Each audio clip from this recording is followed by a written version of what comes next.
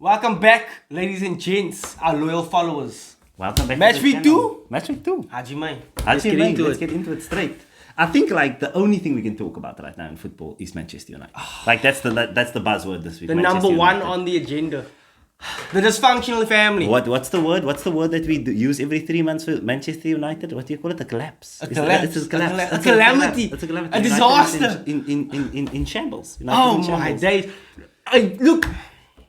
Look, let me start this off here. Look, to be honest with you, look, we're gonna win, we're gonna lose. It sucks losing the first game.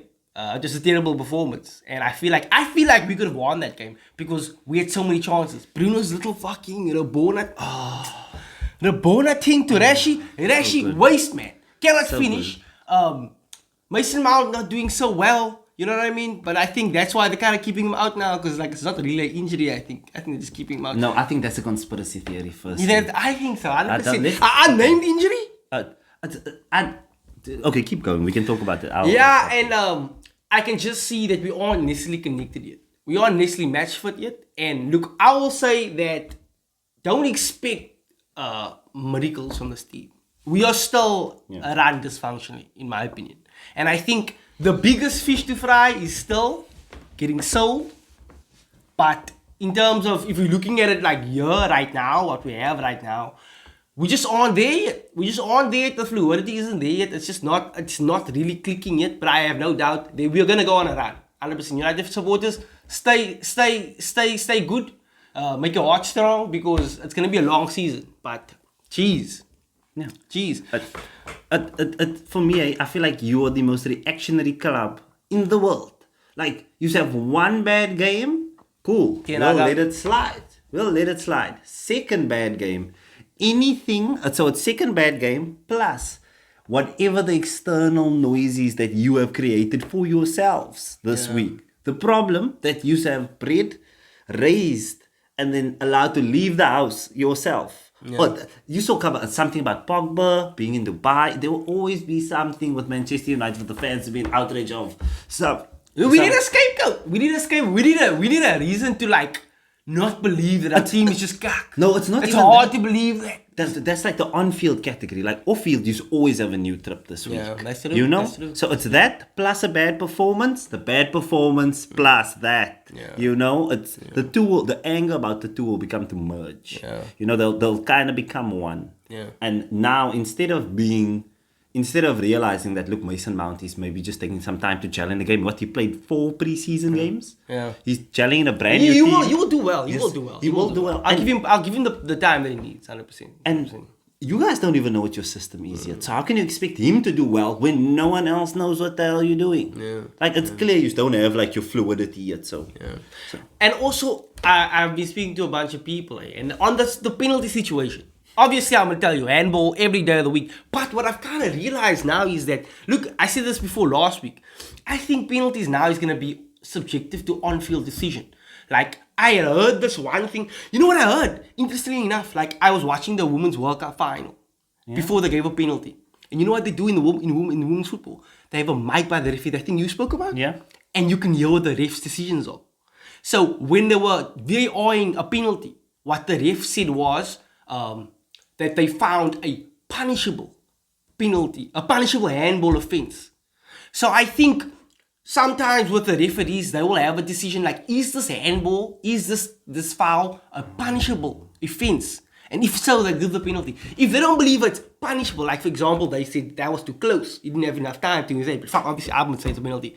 But to that ref, it probably wasn't a punishable offense. And I never heard that before, you know. I never heard that before. Yeah. It's like every handball isn't a handball. And I think that's the only way, because remember when we sat here last year saying that the best way to make the change for VAR is to make it like rugby, where they don't ask you is it a penalty or not. They ask you questions to improve their decision. Yeah. So they'll ask you, was player 13 offside when the ball was passed? They won't ask it something else. They won't say straight out, is it a try, no try all the time. Yeah. They'll ask very specific questions to help them aid their decision. To help categorize what had just happened.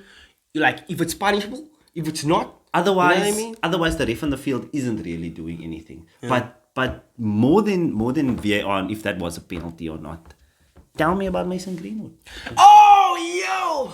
Guys, Heartbreak Hotel. I'll be real with y'all. I'm not gonna be out here like all these fucking, these righteous policemen out here saying like, you should have played. I wanted him back. I wanted Mason back. But I have a theory.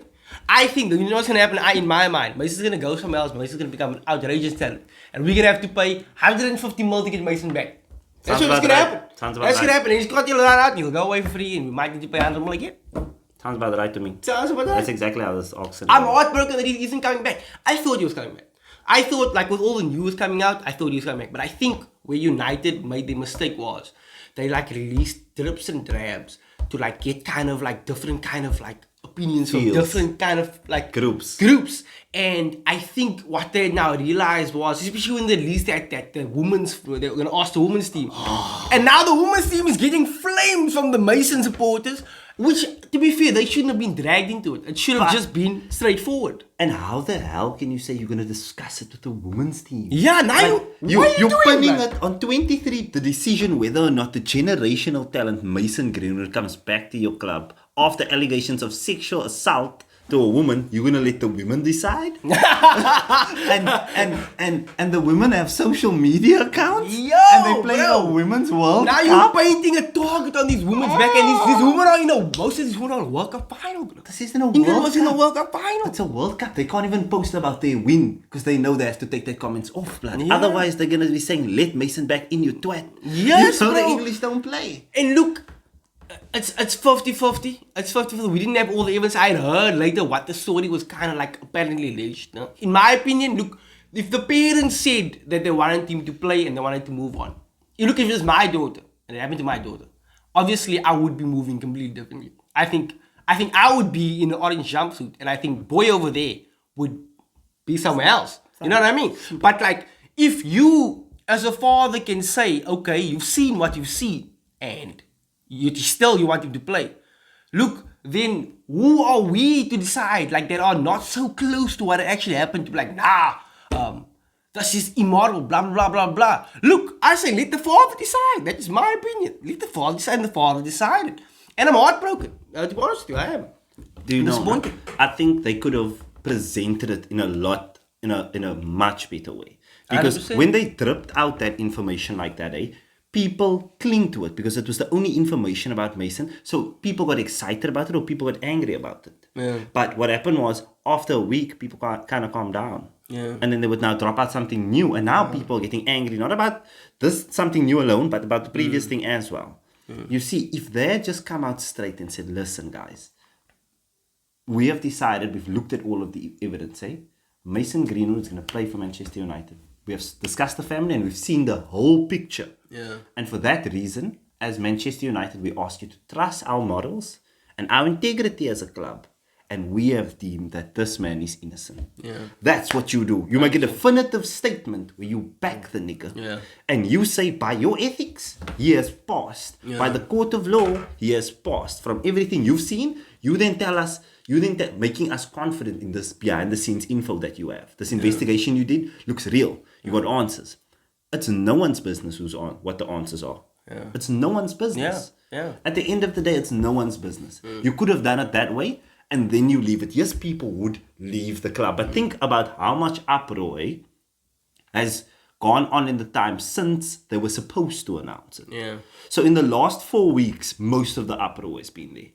If 4 weeks ago they just said it straight, it's done. Yeah. And look, either way, whether they went for Greenwood or against Greenwood coming back, they would have gotten uproar from either side. You know what I mean? Thing. There would have been a 50-50 rage regardless. Now there's rage because Mason's let go. And like there were like some neutral people saying like, nah, put him alone, sit him alone, blah blah, all of this. There was always going to be some people mad at something when this decision came out. So I don't think you should have been scared of like, you know what I mean, if they had brought him back.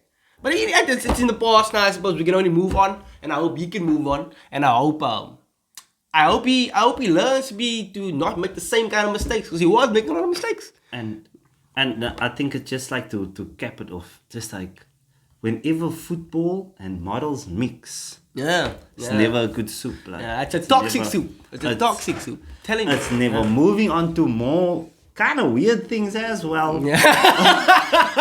Kind of weird things as well. Arsenal. Yeah, second red card in a row. Like, no, we didn't get the red card. Didn't get the red game. card. Not in the first game. In this game, we got the red card, yes. Why did I think you got a red card in the last game? No, we did not. Who No. got the red card in the last game? Liverpool. I know there was Liverpool got this gang red weekend. card. Oh, Liverpool and West Ham also got one. so this who got weekend. so did Liverpool get 2 red cards in a row as well? Someone got 2 red cards. You were lost, my son. Bro, look, the red cards have been being dished out, bro, like a feeding scheme here. It definitely is, no? And look, the refereeing performance in that game, no, was so inconsistent. I can sit here and tell you, right? Now that I've had like time to absorb it, watching the game, I don't like it when refs give a foul for one, but they don't give a foul for other. Soccer players and soccer fans are children. If you're going to give one ice cream, you have to give the other ice cream. Yeah, if the other doesn't get one, this one doesn't get one either. You know? So when there's a foul, the halfway line, play interrupting foul, no? Yeah. That's the number one source of our yellow cards. Everyone knows it. Yeah. You get spun on the halfway line, you take the foul, the tactical foul to break it down. Maybe in their half still, or slightly into your half. It's tactical foul. You know, sometimes it's yellow, sometimes it's not. But if you're letting one team's tactical foul slide, and then you punish another team for it, already the fans isn't going to be on your side. Penalty decisions aside, just those halfway line play breaking calls, you have Can to we call them speed up. team fouls? Like Team we do in fouls, basketball. yeah. The You team get a fouls. certain few amount of team fouls, you know what I mean? So the team fouls, you have to, you kind of have to allow flow, because if you start carding team fouls early in a game as a referee, now you're setting yourself up. you're setting yourself up for You're big gonna have to make, failure. you're gonna have to make these big decisions. You're going to have to make big decisions, and it's going to be very noisy when you're trying to make that decision. But what that ref wasn't doing well was he wasn't controlling the pace of that game well, because Arsenal's now time wasting. So now he's guarding Arsenal. Tommy also gets sent off. Tommy also shouldn't have tackled him. Yeah. Like, just don't do anything. And the first one was the time wasting one. Yes, The first. time wasted And you time. see, because they're giving so much more cards because of that now. Now there's gonna be so much red cards. This is the perfect example. And Tommy didn't even waste the time. Kai did. Yeah. Like, Tommy got the ball. Within Tommy also getting the ball, and the ball going into play was 8 seconds. Yeah. 8 seconds. He got yellow carded for 8 seconds. And Kai did some other shit. On the Kai topic, we're going to go straight off the red card. We know the refs are trash. We do know that the refs are trash. Tommy shouldn't have touched him. The refs are shit. I think that's my summary on that. Yeah. But going into the Kai issue, I've seen a lot of fans as a whole. Arsenal are very torn at the moment as a fan base. Some are saying trust Arteta. Others are saying clearly what we are doing is weird as fuck. And apologies for my language. And it just doesn't feel fluid. Yeah. You know, we feel like we're kind of forcing play. And we're playing without Gabriel. We're playing Ben White, right centre back. Saliba left. We're playing Thomas Partey in right back. Rice, Kai Havertz. And the fans are kind of like spread on it at the moment. Like, no one knows which side of the coin to grab. Because, like, we don't know what the hell's going on. So some people are saying Arteta doesn't know what he's doing. He's trying to be like Pep. Others are saying trust Arteta. What I'm saying is Kai Havertz should not be at the center of whether or not he's playing well, because in the position he's playing, the Grand Shaka position was always the midfield position that got the least attention. We play through our right. Odegaard, Ben White, Bukayo Saka. That's where the ball comes through majority of the time. Yeah. So Kai is playing in a position where you don't get a lot of the ball, and he's covering the ground. He's making recoveries. He's in terms of pressing play, he is number one in our team for the most recoveries, most recovery tackles, most ball won in the opposition, most distance covered in our team. Like, overall, he's number one for all of that. Yeah. So he's working, and we are winning. So I'm saying, give the boy some time to get confidence. 100%. And we're gonna go there. That's just a second It's game. a We need second some time. game, blood. Like, I don't give a fuck. Can you remember how Arsenal won the second game of last season? Can you remember how United won or lost the last game? We lost that Can you remember which game that was and how you lost it? No. You remember you lost. So I'm going to remember I won. And I'm Brentford, no? Or just Brentford. Yeah, I think Brentford. No, Brentford wasn't Brentford first. I think Brentford was first. No, I know we also did bad. Because Brentford gave you 4. Someone gave you 4. Yeah, someone gave us 4. Like. Yeah. But also, I wanted to say, I saw Eddie Nketiah, and look, he missed a few chances. But I'm telling you, I see something in Eddie Nketiah. I like Eddie Nketiah. I think Eddie Nketiah is actually quite a good striker. I'm not gonna lie, right? Controversial take. Listen, I'm telling you, Arsenal fans, what? Wipe your eyes, bro. Put your wipers on. Look at that boy, man. He maybe doesn't finish. Like, look, he has some seriously hard chances. The one we tried to chip the keeper. He had some. That like was difficult. tough in the balls bouncing. Yeah, balls bouncing. But what I'm looking at is, how did you get there? What did you have to do to get there? And then I'm looking at the finish. And I'm thinking, if you have you can get there, and how you get there is like, looks like you passing the eye test of that. And I think all it needs is now a couple of goals. Like last season, he scored a couple of big goals against big teams. Yeah. You know what I mean? So if he can do that, I think Eddie can get here. He can be a really good striker, bro. I'm telling you. Don't sleep on Eddie. Don't sleep on Eddie. I don't know if Eddie's the guy for us, but that's all I can tell you. I don't know. I think what's the space with Eddie? The thing is, with Eddie, he's a guy that relies solely on goals because he gives us nothing in build-up. He gives us nothing compared to Jesus, that carries the ball from midfield, draws fouls. Like Jesus does so much besides score goals. Now Eddie's coming in, not doing any of that and not scoring goals. So we're making up the loose change, blood. Like we need. I'm not sure about Eddie. Eddie's a good squad player to have. He's got the right attitude for a squad player. Yeah. He wants to work hard. He wants to prove himself, and he's happy waiting. Not happy waiting his turn. He's hungry, but He can play his role. He can play his role. He's going to be a good role player. It's difficult to get someone in that position that you can kind of have without, pissing them off. Yeah. Yeah. I look, some people have that kind of big play mentality, whereas they don't feel like they can be that kind of role player. But I think if you have a good role player that has the right mentality, that knows, look, he knows what he can give coming off the bench. Yeah. Sometimes he'll start, sometimes he'll not start. That's valuable. You almost definitely need that for a title side. 100%. I think of the ultimate, when I think of a role player, I think of Chicharito for United. Yeah, Chicharito. That nigga started 1-2 games this season, scores a hat-trick, comes off the bench, scores a winner. 100%. Just like when you needed Chichak scored. And it would piss me off. And City had Dzeko as well. City had Dzeko that City came had on and a won good them. few of them, yeah, as well. Big teams have players that just come off the bench and add an impact, change the game. They change the game. Yeah, they changed the game. And you need those players, 100%. You need those players. You can't have 22 starters. But moving forward, I know you're talking about starters. I have to come forward, and I remember last week when we were talking about the prediction game, I was chatting a lot of shit. Bare shit. And just to let you all know, Neymar has won game week 1 of the prediction game. One step closer. But I want to boys, say, I would like to and take girls, this opportunity to apologize to absolutely nobody. Because this nigga still got zero ball knowledge. He got lucky. You know what it was? He was going first, and I didn't want to look like I matched these scores, so now I try to invent something. But the thing is, regardless if you go first or second, you just gotta give your prediction. No, but he was chatting shit on the video. You'll see on the clip. This nigga was saying, "Oh, don't take the same score as me." All of this guy. Now he was putting pressure on me. Yeah. Now I'm saying none of that. Okay, we're gonna alternate. We're gonna alternate. And what your score is what your score is. Yeah. Whether that nigga just said the same thing, that's what you're saying. See, regardless, my dick's loud. My dick's loud. So let's start. My dick is out, and it is about. So obviously I'm going first this week. Eh? Are we gonna do them all and all my predictions, all yours, or are we gonna bounce them? What do you want to do, blood? I'm giving you that option. Nah, okay, we bounce them. We bounce them. Okay, so Chelsea, Luton, that's me. Chelsea's at home. Luton Stadium is in someone's house, blood. So I'm going to say an easy 3-0, young ego stomp for Chelsea. I don't see Luton going to Chelsea and doing a job. So, and especially at Stamford Bridge, I'm going to say young 3-0 Chelsea. So let's say, so my idea is if you're gonna go for the same kind of win, at least now we have to go with who gets the closest to the scoreline. So I'm going to go 1-0 Chelsea. Okay, cool. 1-0 Chelsea. Bournemouth, that's an obvious. Come on. Bournemouth, Tottenham. Not a clue now.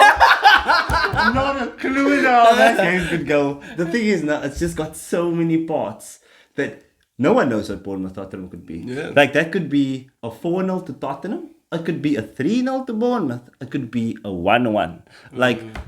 But I'm gonna back the boys. I'm gonna go 2-1 Spurs. I'm gonna go. Oh, Brentford.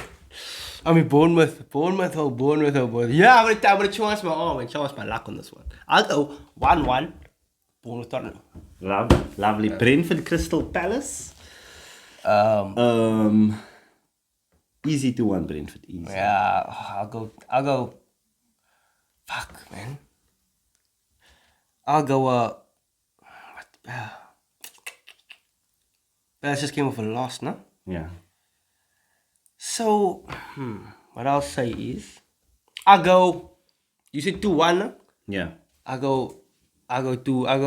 Fuck, man, it's difficult. I told you, going second is tough, It blood. is tough, no? I think I'll go 2-0 Brentford. 2-0 Brentford. Okay, cool.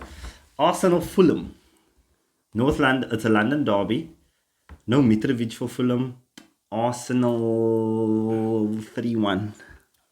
I go Arsenal 2-0. 2-0. Okay. 2-0, yeah. United Forest. United at home. Forest. It's the worst type of game. I think I'm gonna go. United don't lose at home. I'm gonna go 2-0 United. Oh, I was gonna go fucking 2-0 United, you know? 2-0 United. So I go don't lose at lower. home. I go 1-0 United. 1-0 United. Cool. So that way, if it's 3 and you get that point, at least I know it's 3, you know? Everton Wolves. Both got smashed. Yeah. Both got smashed this week. Both in the camp dumpster. Both is in the camp dumpster. Everton Wolves, help me. I'm gonna go with a 1-1 draw. A 1-1 draw. Yeah. I'll go Wolves 2-1. Okay. I'm going Nah, Brighton, West Ham, come on. Brighton. I'm going Brighton 3-1. I was gonna go fucking 3-1. I'm going Brighton 3-1. I'll go Brighton 2-1. 2-0. 2-0 Brighton. Okay. 2-0 Brighton. Sheffield Wednesday, Man City. Sheffield United, apologies. Man City. I'm going to go 4-1 City. 4-1 City. Oh, there was a dedoxing the fucking server. I'm gonna go 3-0 City. 3-0 City, okay. Burnley, Aston Villa. I'm going to go. I like Villa. It's Burnley. I haven't seen Burnley ball. I haven't actually sat and like. Burnley don't to watch ball, bro. Burnley's fucking Burnley, a bunch of bricklayers on a football team, and they are just out here doing the Lord's good work. Okay, fuck it. I'm gonna go 2-1 Villa. 2-1 Villa. Oh, Villa's a good team as well. I go 1-0 Burnley. I go 1-0 Burnley. 1-0 I'll Burnley. take that one. Newcastle, Liverpool. Liverpool. Ooh, where'd you find that? Newcastle have had a very tough few set of fixtures. Eh? Yeah. Newcastle have been taking big team after big team, blood. Out here acting like on their Riley Reid thing. Blood. Yeah, bro, Newcastle getting black. I'm telling you, they got men them on the block, blood. Okay. Quick breakdown. McAllister's red overturned. Newcastle looked trash against City, but that was away. Did Liverpool sign that chap in the midfield? There's some Asian denomination. I'm sorry. Indo, whatever. That nigga sound like Indomie noodles, Yeah, bro. yeah. That's how I know he's Asian. I'm gonna give it. Oh my god. 2-2. 2-2. You go 2-2? Yo, that's 2-2. Wow. I'll go 2-1 Liverpool. I don't know. I'm throwing points in the bin like this. I'll take them. Liverpool's gonna There's a be- few there I feel like I'm not even confident about. Okay, cool. Guys, that's it for this week's It's been show. lovely. been Absolutely. Yeah. Great, Let us know in the comments what you think of our predictions. If there's anything you want to talk about, Thank you for your support. Thank you for Drop your us a like, a comment, and please subscribe. We appreciate all our loyal followers. 10 comments and Neymar shaves his whole beard. Nah, that Thank you. is never GGs. happening. GGs.